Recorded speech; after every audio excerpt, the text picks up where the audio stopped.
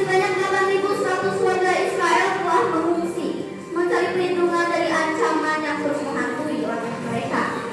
Serangan tersebut telah menghancurkan lebih dari 25.000 bangunan, mengubah banyak kota menjadi puing-puing, serta dana kompensasi Israel. Pemirsa, dunia pendidikan tanah air kembali menjadi sorotan.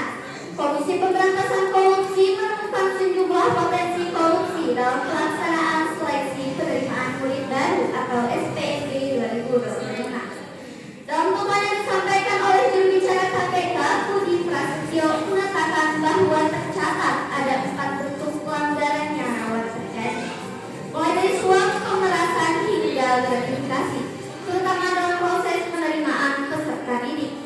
KPK juga memiliki minimnya transparansi dalam kuota dan persyaratan serta penyalahgunaan jalur masuk seperti prestasi, afirmasi, dan donasi. Bahkan ditemukan praktik pemalsuan piagam prestasi dan penyalahgunaan dana bos tanpa bukti pertanggungjawaban. Di tengah sorotan tersebut, Gubernur Jawa Barat Deddy Mulyadi menyatakan sikap tegas. Ia menegaskan bahwa pelaksanaan SPMB 2025 di wilayah Jawa Barat akan berjalan sesuai prosedur dan bebas dari titipan maupun intervensi manapun.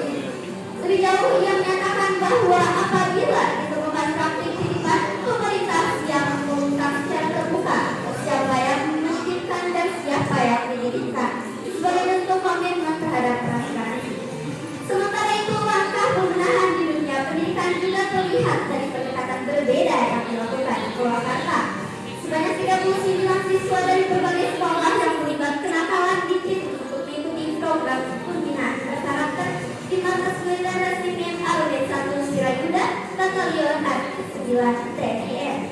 Para siswa dijemput menggunakan truk militer dan diantar langsung oleh orang tua mereka.